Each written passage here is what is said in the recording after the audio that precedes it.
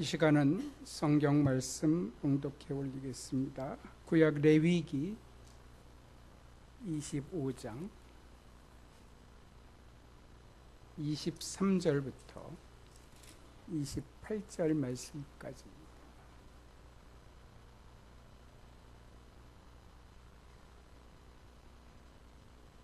찾으신 줄 알고 제가 대신해서 봉독해 올리겠습니다. 토지를 영구히 팔지 말 것은 토지는 다 내 것임이라. 너희는 거류민이요 동거하는 자로서 나와 함께 있느니라. 너희 기업의 온 땅에서 그 토지 무르기를 허락할지니 만일 네 형제가 가난하여 그의 기업 중에서 얼마를 팔았으면 그에게 가까운 기업 물을 자가 와서 그의 형제가 판 것을 물을 것이요, 만일 그것을 물을 사람이 없고 자기가 부유하게 되어 물을 힘이 있으면 그 판회를 계수하여 그 남은 값을 산자에게 주고 자기의 소유주로 돌릴 것이니라. 그러나 자기가 물을 힘이 없으면 그 판자가 희년에 이르기까지 산자의 손에 있다가 희년에 이르러 돌아올지니 그것이 곧 그의 기업으로 돌아갈 것이니라. 아멘. 할렐루야. 우리 옆에 있는 분들하고 인사하겠습니다. 주님이 주시는 사랑으로 사랑합니다.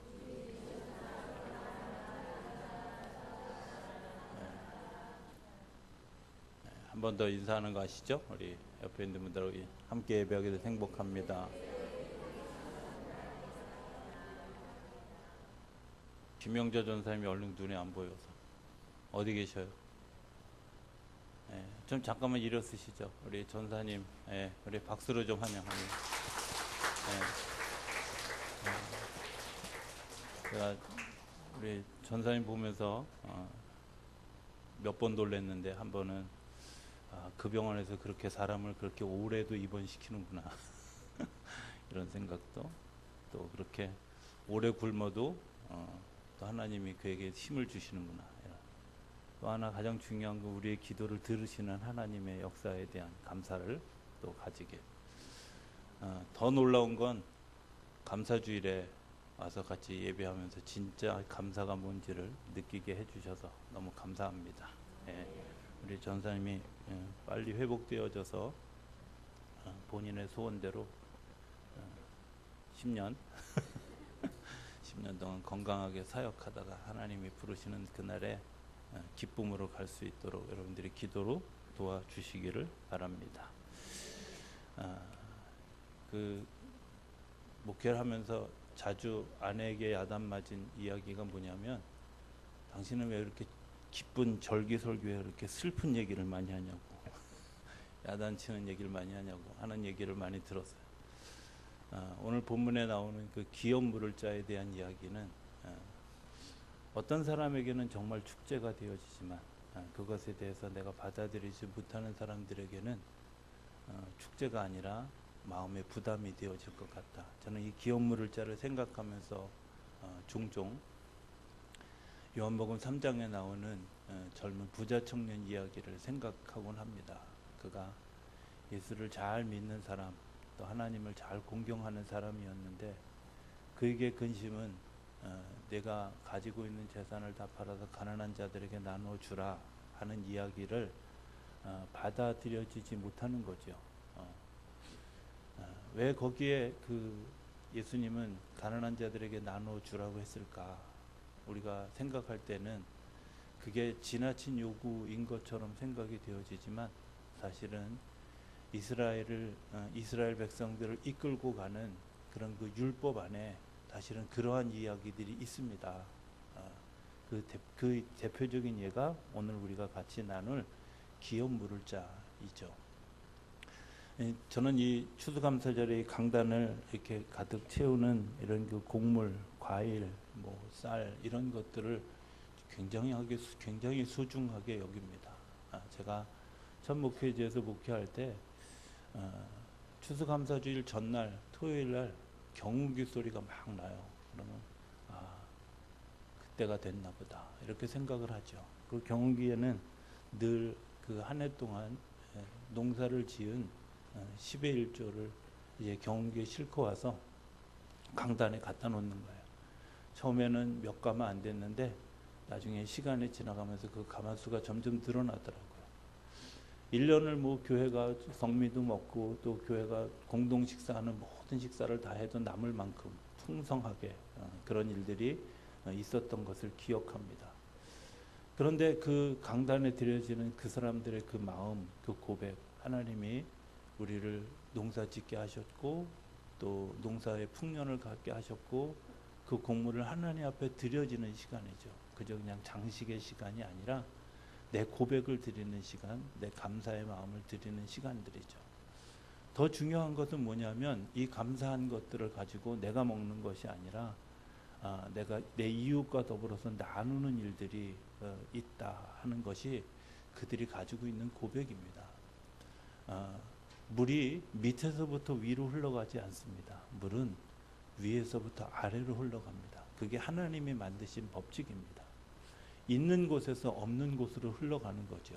그런데 놀라운 것은 그 있는 곳에서 없는 곳으로 흘러갔는데 없는 곳이 더 풍성해지는, 있는 곳에서는 샘이 마르지 않는 축복이 계속되어진다는, 어쩌면 우리가 잊어버리고 있는 굉장히 커다란 하나님의 은혜는 우리가 무언가를 흘려보낼 때 더 크고 놀라운 역사들이 일어나게 되는 줄로 믿습니다.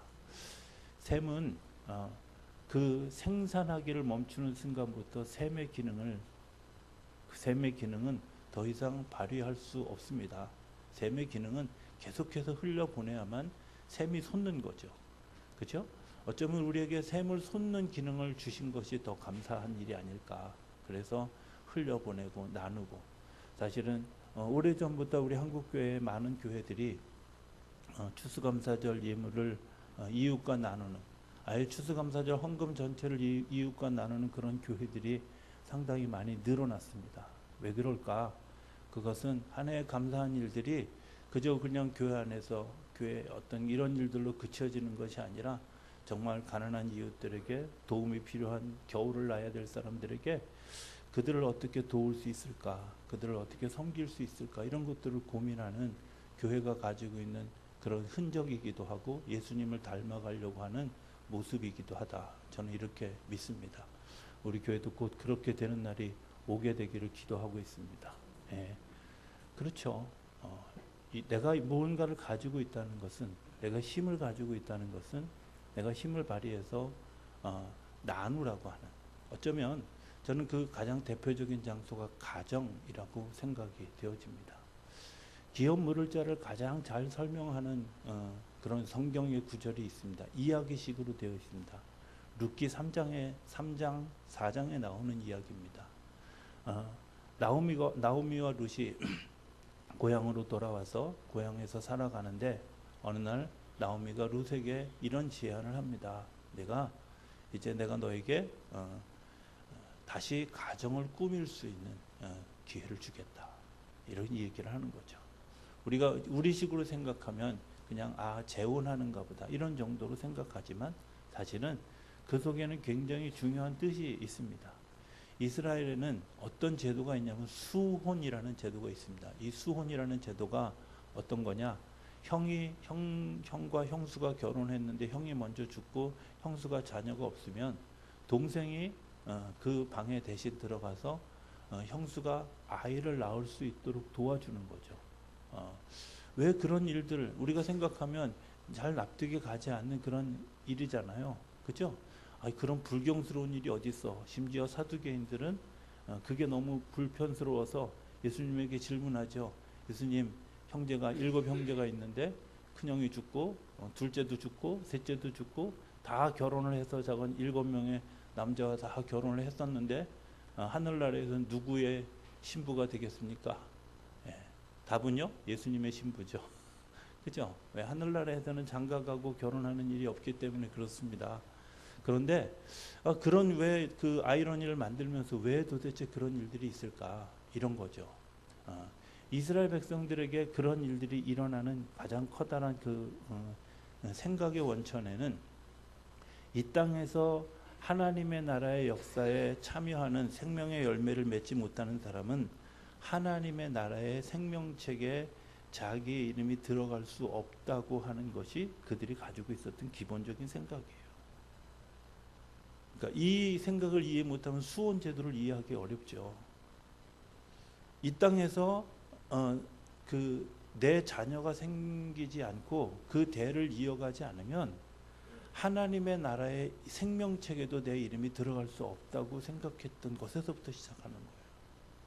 그러니까 대를 이어간다고 하는 것은 굉장히 중요한 일이죠. 그래서 성경에는 저주를 이야기할 때 3, 4대를 이야기하고 축복을 얘기할 때 1000대를 이야기하는 것은 하나님의 생명책에 그 이름들이 기록되어지고 하나님의 역사들이 계속해서 이어지는 것에 대한 감사의 고백이 그 안에 담겨져 있는 거죠. 그러니까 나오미가 룻에게 네가 재혼을 해야 되겠다라는 이야기는 내가 이방 여인이고 네가 이방 사람이지만 너는 하나님의 백성으로서 살아갈 수 있는 내가 길을 열어줘야 되겠다. 그런 하나님의 백성, 생명책에 내 이름이 기록되어지는 그런 역사가 있게 되어지겠다 하는 것이 나오미가 룻에게 해줄 수 있는 최고의 선물이었다는 거죠. 결국 마태복음 1장에 그 룻이라고 하는 여인이 나오잖아요. 그죠? 하나님의 생명책에 기록된 것처럼 복음서에 그 이름이 기록되어지는 것을 보게 되죠. 저는 이렇게 생각합니다. 가정이라고 하는 것이 왜 중요할까? 가정에서 사실은 하나님의 나라를 배우고 가정에서 하나님의 나라를 연습하고 가정에서 하나님의 나라의 역사를 꿈꾸고 훈련하고 되어지는 장소죠. 저는 이렇게 생각합니다. 가정은 결코 자녀들을 또 혹은 뭐 이렇게 사람들을 내치지 않습니다. 아무리 힘들어도 그 자녀를 안고 갑니다. 자녀가 힘들 때 그 자녀를 위해서 기도하고 그 자녀가 어려울 때 그 자녀 때문에 가슴 아파하는 그런 일들이 우리 안에 계속되어져도 끝까지 견디죠. 왜? 하나님의 나라는 그런 것으로부터 시작이 되어집니다. 하나님의 나라의 축제는 어떻게 이루어지는가?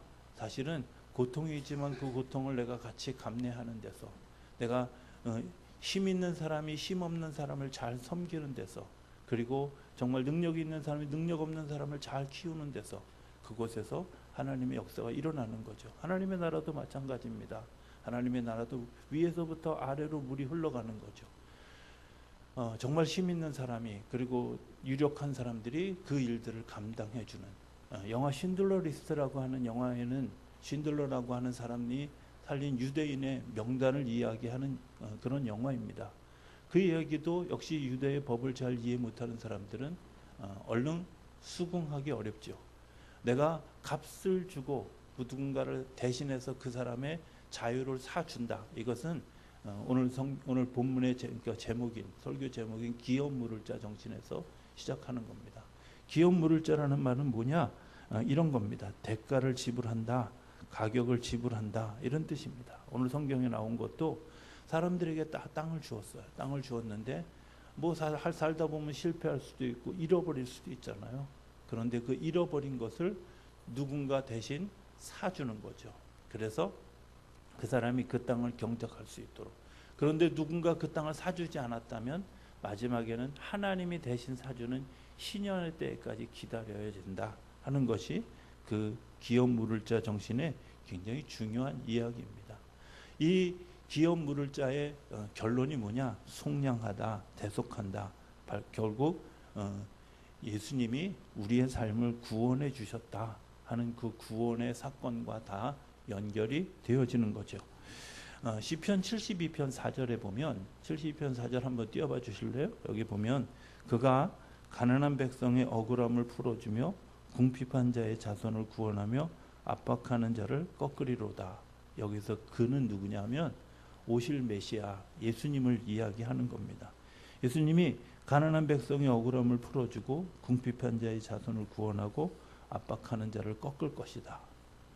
그런데 이렇게만 끝나냐? 그게 아니라 12절에 보면, 12절부터 14절에 보면 이렇게 얘기합니다. 다시 그가 나오는데 그는 역시 예수님입니다. 그는 궁핍한 자가 부르짖을 때 건지며 도움이 없는 가난한 자도 건지며 그는 가난한 자와 궁핍한 자를 불쌍히 여기며 궁핍한 자의 생명을 구원하며 그들의 생명을 압박과 강포에서 구원하리니 그들의 피가 그의 눈앞에서 존귀히 여김을 받으리로다. 단순히 육체적인 구원이 아니라 그 육체적인 구원에서 내가 영원한 하나님의 나라의 구원에 이르기까지 하나님이 우리의 삶을 인도해 주신. 자, 우리가 이제 조금 정리를 하면 이런 거 아니겠습니까? 내가 배가 고픕니다. 배가 고픈 것 때문에 하나님, 내가 배가 고파요. 먹을 것을 주세요. 그랬는데 정말 기적적으로 내가 먹을 것을 가지게 되어졌어요. 여러분들, 이런 경험이 내가 하나님을 신뢰하는 작은 시작이 되어진다는 겁니다. 이 작은 시작이 되어져서 영원한 하나님의 나라에 하나님을 신뢰하는 자리까지 가야 되어지고, 그것 때문에 내가 하나님의 구원에 이르게 되어진다는 겁니다. 왜 기도가 중요할까? 그 기도를 통해서 하나님의 응답을 경험하고 그 작은 하나하나를 통해서 하나님을 신뢰하는 것을 배우게 된다는 거죠. 그리고 그 하나님을 신뢰한 것 때문에 내가 영원한 하나님의 나라의 주인이 되어진다는 겁니다. 많은 사람들이 이런 영적 원리를 잘 이해하지 못하고 죄를 짓죠. 죄를 짓는다는 말은 뭘까? 죄는 관계를 파괴하는 겁니다. 성경에서 말하는 굉장히 중요한 죄는 관계를 파괴하는 거죠. 쉽게 얘기하면 하나님을 인정하지 않는 거죠. 하나님을 인정하지 않는다라는 말을 이렇게 광범위하게 생각할 수 있어요. 이런 거 아니겠습니까? 쉽게 가정 안에 축소시켜 놓으면 쉽게 알 수 있죠. 자녀가 부모를 인정하지 않으려고 해요. 어떤 일들이 일어나겠어요? 자녀가 부모를 업신여겨요. 어떤 일들이 일어나겠어요? 자녀가 부모에 대해서 막 저항하고 막대하고, 때로는 요즘 우리 사회에서 일어나는 것처럼 자녀가 부모를 때리고 폭행하고 막 내어쫓고 이런 일들이 일어난다. 그럼 그 가정이 어떤 역할을 감당할 수 있겠습니까? 사실은 우리가 하나님이라고 하는 부모님을 우리들의 가정에서 하나님을 학대하기도 하고 하나님을 저주하기도 하고 하나님에 대해서 불순종한 것 때문에 하나님과 나와의 관계가 파괴되어졌죠. 그걸 죄라고 이야기합니다. 로마서 6장 6절은 우리가 죄에서 종노릇했다. 그런데 십자가에서 죽음으로 그것에서 해방되게 해주셨다. 이게 로마서 6장 6절의 해방의 선언이에요. 여러분들, 우리가 여전히 하나님을 능멸하고 하나님을 배반하고 하나님을 따르지 않는 죄를 지었지만, 하나님께서 그 관계를 회복시키기 위해서 예수님을 십자가에서 죽게 하셨고, 예수님을 통해서 구원해 주셨고, 예수님이 우리의 삶에 희망이 되게 해 주셨다는 겁니다. 남들이 이럴 땐 보통 아멘 하는데, 로마서 8장 12절에 보면 그렇게 살아가야 되는 이야기를 이렇게 얘기합니다. 자, 한번 볼까요? 여기 보면 방송질이 좀 강원도 출신이라 좀 느려서 8장 12절 하셨어요? 우리가 다 빚진 자로 돼 육신에게 져서 육신대로 살 것이 아니다. 예수님이 다 우리가 빚진 자로 돼 육신에게 져서 육신대로 살 것이 아닙니다라는 얘기죠. 예수님이 빚을 갚아주심으로 인해서 죄에서 해방된 자라는 겁니다. 그런데 우리가 육신대로 살면 여전히 하나님과 나와의 관계를 계속 깨뜨리고 살아가게 된다는 거죠. 성경에 굉장히 중요한 이야기가 있습니다. 그러므로입니다. 그러므로가 뭐냐? 예수님이 나를 위해서 십자가에서 죽으셨으므로, 누가 나를 위해서 값을 치러주셨으므로, 누가 나를 위해서 대신 대속해 주셨으므로, 여러분들 그것 때문에 내가 새로운 생명을 얻는 거예요. 그러면 우리에게 필요한 또 다른 소원이 뭘까요? 그것은 내가 이제 누군가를 위해서 값을 치러준 것 때문에 또 다른 사람들이 생명을 얻게 되는 거죠. 저는 추수감사절에 굉장히 중요한 의미가 그런 의미라고 생각이 되어집니다. 우리가 응답을 받았습니다. 하나님의 은혜를 누렸습니다. 하나님의 역사를 누렸습니다. 그리고 그것 때문에 내가 섰습니다. 중요한 것은 내가 섰는데 그냥 쓴 것이 아니라 누군가 때문에 내가 섰다면 이제 하나님께서 내가 선 나를 통해서 또 다른 누군가를 섬기기를 원하시는 하나님의 계획이 우리 안에 있음을 우리가 기억하고 그 사람들을 살리는 일을 감당하도록 우리를 인도해 주시는 거죠. 여러분들, 그런 일들이 우리 안에 일어납니다. 룻기에 나타나는 그런 역사에 보면 룻이라고 하는 사람이 이제 그 보아스라고 하는 기업 물을 자가 될 그 사람을 발견하고 재혼 프로젝트를 합니다. 이 재혼 프로젝트를 하면서 어쩌면 그 여러 가지 제가 긴 얘기를 다 드릴 수가 없고 프로젝트를 하면서 서로가 곤란합니다. 보아스라고 하는 사람은 뭐가 곤란하냐면 이 사람을 자기가 어쨌든 그 값을 치러 주어야 되는 그런 그 부담이 있고 값을 치러주는 것뿐만 아니라 대를 이어줘야 되는 부담이 있죠. 성경에는 정확하게 나타나지 않았지만 보아스라고 하는 사람의 촌수와 그 사람이 가지고 있는 사회적 지위와 이런 것들을 생각하면 그 사람이 늙었을까요? 예, 늙었어요. 자기가 힘이 없는데 그런 것들을 감당해야 될 일들이 부담이죠. 바꿔서 얘기하면 이런 겁니다. 기업 물을 자의 먼저 순서가 된 사람이 있다는 거예요. 그래서 룻기 4장에 보면 그 사람을 보아스가 만나서 먼저 그 사람의 의견을 물어보죠. 이 기업 물을 자의 일들을 당신이 하겠습니까? 그러면 나는 다음번 순입니다. 당신이 거절하면 내가 그 일을 하겠습니다. 이렇게 얘기하는데 이 사람에게 그 4장 5절부터 6절까지 설명을 해요. 뭐라고 설명을 하냐면 당신이 이 땅을 사주어야 되고 그 대가 끊어진 것들을 연결해 주어야 되는 역할을 해야 됩니다. 이렇게 얘기하니까 이 사람이 그러면 제가 사양하겠습니다 하고 포기하죠. 어쩌면 그에게 그것이 경제적인 것도 부담이었겠지만 생명을 이어가는 일에 대한 부담도 그에게 있었던 것 같이 여겨지죠. 사실은 그런 일들이 굉장히 큰 부담 아니겠습니까? 그 부담을 진다고 하는 것이 썩 쉬운 일이 아님에도 불구하고 보아스가 제가 그 일을 감당하겠습니다 하고 많은 값을 치러주고 많은 대가를 치르고 룻을 맞이하게 되고 룻을 통해서 한 가정이 세워지고 룻을 통해서 또 다른 자녀를 낳게 되는 일들이 일어나게 되어졌죠. 자, 이렇게 생각해 보면 그 속에 굉장히 중요한 그런 사건이 하나가 있습니다. 그 일들이 진행되어지고 있을 때 나오미가 그 룻에게 이야기했던 굉장히 중요한 이야기 하나가 있습니다. 룻기 3장 18절에 보면 이렇게 이야기합니다. 떴나요? 네. 방송실이 졸고 있는지 아닌지를 금방 알 수 있는 방법은 이렇게 기습적으로 시켜보면 알아요. 그죠? 네. 떴어요? 네. 그냥 제가 읽겠습니다. 네. 이게 우리 아들만 아니면 막 호되게 야단을 칠 텐데 이게 참. 내 딸아, 이 사건이 어떻게 될지 알기까지 앉아 있으라. 그 사람이 오늘 이 일을 성취하기 전에는 쉬지 아니하리라. 여기 중요한 두 가지 이야기가 있어요. 나는 뭐 하라고요? 나는 그 일이 이루어지기까지 앉아 있으라는 거야. 그리고 그 사람 누구? 기업 물을 자가 될 보아스는 쉬지 않고 그 일들을 준비할 거야. 우리가 하나님을 믿는 믿음 안에서 굉장히 중요한 일이 있습니다. 그건 뭐냐면 어떤 최후의 결정을 해야 되는 그 순간은 내가 할 일이 아무것도 없다는 겁니다. 그때는 나는 가만히 앉아서 하나님의 처분을 기다려야 되는. 그런데 중요한 건 하나님이 쉬지 않고 우리를 구원하기 위해서 쉬지 않고 움직여진다는 것. 많은 사람들이 이렇게 생각하는 사람들이 있습니다. 내가 무엇을 해야 한다고, doing 해야 된다고 생각하는 사람들이 있습니다.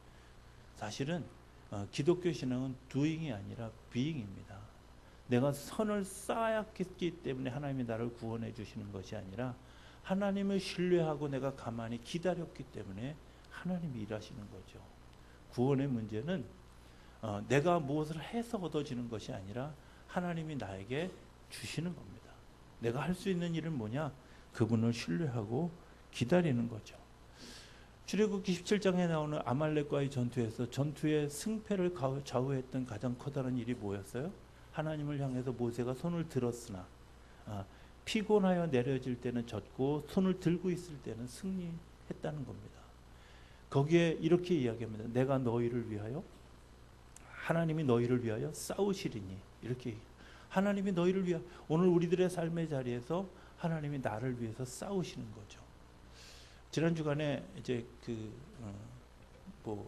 제가 몸이 불편하다 보니까 더 관심 있게 피의 움직임에 관한 그런 책들을 여러 권 이렇게 보게 되어졌어요. 뭐 여러 권 다 봤다는 얘기는 제가 4-5권을 한꺼번에 다 처음부터 끝까지 읽었다는 얘기가 아니라 필요한 부분만 중요하게 읽었다는 얘기죠. 그런데 그 중에 이제 이런 이야기가 있었습니다. 피의 흐름이 이렇게 우리 몸에 흘러가죠. 그죠? 어디서부터 시작하죠? 심장에서부터 시작해서 피가 흘러갑니다. 우리 몸 전체를 한 바퀴 다 이 피의 혈관의 길이를 다 재보면 지구의 4바퀴 반을 돌 만큼의 길이가 있대요. 그러니까 여러분들은 지구 4개 반을 소유한 분들입니다. 굉장히 놀랍죠. 그런데 그것들을 움직이는 심장과 마지막에 그것들을 청소하는 신장의 무게는 450g밖에 안 된다는. 대단하지 않습니까? 저는 거기 그 450g의 은혜를 받았어요.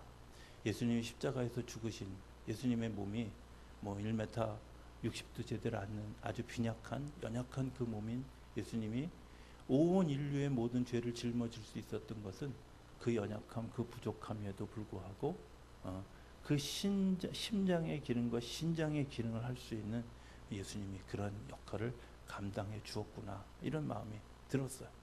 제가 이제 그런 구절들을 읽으면서 제가 그 피의 흐름들을 읽으면서 느꼈던 것 하나가 이런 것들이었죠. 성찬에 대한 새로운 이해였습니다. 예수님이 2가지 이야기하죠. 이것은 너희를 위해서 주는 내 몸이다. 이것은 위해서 내가 너희를 위해서 주는 내 피다. 예전에도 제가 그런 일들이 그냥 마치 주문처럼 성찬을 할 때마다 하지만 그 속에 굉장히 중요한 의미가 속해 있다는 거예요. 이것은 내가 너희를 위해서 주는 내 몸이다 라는 말 속에는 너와 나와는 깨어진 관계가 있다는 거죠. 그렇죠? 사람과 하나님과의 관계에 깨어진 관계가 있어요. 사람과 하나님과의 관계를 깨어지게 하는 데는 어떤 일들이 있을까요? 생각해 보면 내가 교만한 것 때문에 하나님과 나와의 관계를 깨어지게 하죠. 내 욕심 때문에 하나님과 나와의 관계를 깨어지게 합니다. 내가 가지고 있는 어떤 그런 나만 생각하는 생각 때문에 하나님과 나와의 관계를 깹니다. 여러분들, 이 관계를 깨는 것 때문에 끝나는 게 아니라 나와 하나님과의 관계가 끊어진 것 때문에 나와 내 이웃과의 관계도 깨어지죠. 내가 교만한 것 때문에 그 사람과의 관계가 깨어지고 내가 거짓된 것 때문에 그 사람과의 관계가 깨어집니다. 여러분들, 이게 죄입니다. 내가 욕심을 부리는 마음을 가진 것 때문에 그 사람과 나와의 관계가 깨어지고 내가 무언가를 숨기고 위장한 것 때문에 사람과의 관계가 깨어진다. 그것이 드러난 것 때문에 사람과의 관계가 깨어지고 하나님과의 관계가 깨어지는 거죠. 예수님이 그것을 치유하기 위해서 우리에게 말씀해 주시는 굉장히 중요한 단어가 뭐냐면 이것은 내가 너희를 위해서 주는 내 몸이다. 이 말은 너희가 비록 너희 마음속에 악한 말을 하고 저주하고 험담하고 그런 생각을 담고 있는 내 몸이지만 그 내 몸 속에 내가 들어가면 새로운 몸을 내가 너에게 줄 것이다. 이것은 내가 너에게 들려주는 거룩한 몸이다. 거룩한 살이다. 이제 내가 내 마음과 내 생각, 관계를 깨뜨리는 그런 생각들로 살아가지 말고 이제 내가 너에게 주는 이 선물을 통해서 네가 살아가라 라고 주시는 것들이라는. 생각해 보면 우리의 몸이 얼만큼 많은 죄를 짓게 하지요. 우리 육신이 얼마나 많은 죄를 짓게 합니까? 그런데 그 육신의 죄를 이길 수 있는 방법이 무엇일까? 그것은 주님께서 내 안에 들어오십니다. 그래서 우리가 말씀이 육신이 되신 예수님의 말씀을, 하나님의 말씀을 소중하게 여기고 듣는 것이고, 그 말씀이 형상화되어진 성찬의 그 떡을 우리가 먹으면서 하나님의 은혜를 경험하게 되죠. 피도 마찬가지 아니겠습니까? 이것은 내가 너희를 위해 주는 내 피다. 포도주를 주님께서 우리에게 주시면서 그렇게 말씀해 주셨습니다. 우리 피 속에는 사실은 이런 커다란 파이프관이 온 몸을 움직여 갑니다. 움직여 가는데 이런 기능들이 있잖아요.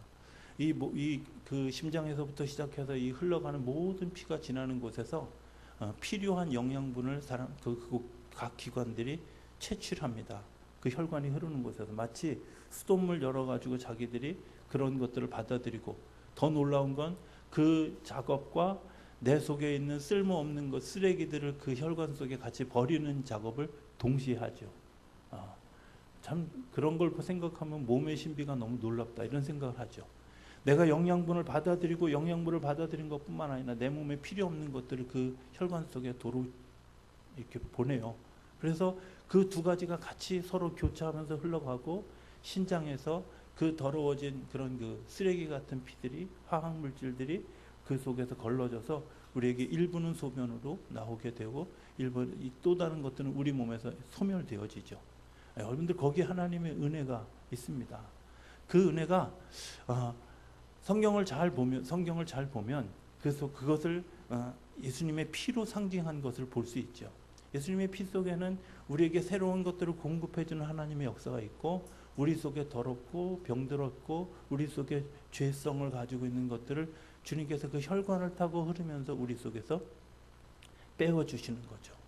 내가 하나님과 나와의 관계가 건강하다는 건 뭐냐면 그 혈관에 흐르는 피가 올 때 내가 필요한 것을 받아들일 수 있는 열린 마음, 내가 내 것을 하나님께로 쏟아내어 줄 수 있는 회개하는 마음들이 동시에 일어날 때 그 속에서 하나님의 역사를 경험하게 되어지는 겁니다. 그래서 요한복음 1장 12절은 이렇게 얘기하죠. 너희가 나를 영접하면, 그죠? 영접한다는 뭐예요? 내가 열려 있어서 하나님의 말씀을 공급받고 하나님의 말씀을 내 것으로 받아들여지는 그 순간에 하나님의 역사에 참여하게 되어져. 이것은 내가 너희를 위해 주는데 피다라고 불려지는 그것 때문에 내가 어떻게 내 속에 하나님의 말씀이 공급되어지고 하나님의 역사가 공급되어져서 그리고 내 속에 필요 없는 것들을 배출해내는 것들을 통해서 내가 건강을 유지하고 생명을 유지하는 일들을 우리가 하게 된다고 하는 겁니다. 노벨상 문학상을 수상한 프랑스의 그 카톨릭 작가 프랑스와 모리아크라고 하는 사람이 있습니다. 이 사람이 논평을 쓴 글을 하나가 있었는데 기독교 역사는 세상에 수많은 죄를 지었다. 그렇습니다. 십자군 전쟁을 일으키면서 수많은 사람들을 학살했고 그래서 특별히 장로교와 카톨릭교가 별로 친하지 않은 이유는 장로교가 종교개혁이라는 이유로 수많은 카톨릭 교회들을 무너뜨렸고 그래서 원수처럼 하죠. 그런 일들이 일어납니다. 그렇게 수많은 그런 죄를 지었음에도 불구하고 기독교가 지금까지 하나님의 생명으로 기록되어지는데 두 단어가 크게 작용을 했다는 거예요. 하나는 뭐냐면 내 죄가 용서받았다 하는 것과 이것은 내가 너희를 위해서 주는 내 몸이다, 내 피다 라는 주님의 말씀을 잃어버리지 않았다는 겁니다. 어쩌면 오늘 우리에게도 여전히 많은 죄를 짓고 있고 여전히 많은 잘못을 저지르고 있습니다. 여전히 우리가 죄 가운데 살아갑니다. 그러나 잊어버리지 말아야 될 것이 있습니다. 그것은 주님께서 나를 용서해 주셨다고 하는 내 죄가 용서받았다라는 확언이 우리 가운데 일어날 때 또 이것은 내가 너희를 위해서 주는 내 몸이다, 내 피다 라는 주님의 말씀을 내가 믿음으로 아멘할 때 우리 속에 날마다 새로운 역사가 일어나게 되는 줄로 믿습니다. 그리고 그것 때문에 우리를 통해서 새로운 생명의 역사들이 흘러가는 일들이 우리 안에 펼쳐지게 될 줄로 믿습니다. 그런 일들이 우리 안에 일어나는 추수감사절이 되어질 수 있게 되기를 주의 이름으로 축복합니다.